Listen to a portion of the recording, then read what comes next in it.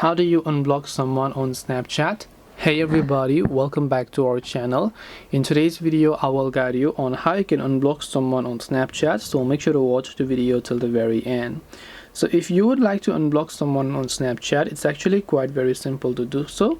All you have to do is go ahead and then first of all make sure to launch a Snapchat app, and maybe that you had blocked someone before. In order to unblock them, come to the Bitmoji avatar from top left, tap the gear icon from the top right.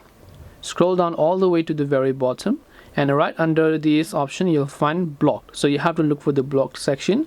When you go to blocked, you'll find the Snapchatters that you have blocked in the past. So if you want to unblock them, you'll also find the cross icon right next to them, and then you will be able to unblock them. This way you should be able to unblock someone on Snapchat. Hope this video was very helpful. If you have got any questions, feel free to leave them down below. Thank you for watching till the end of this tutorial, and see you soon in our next video.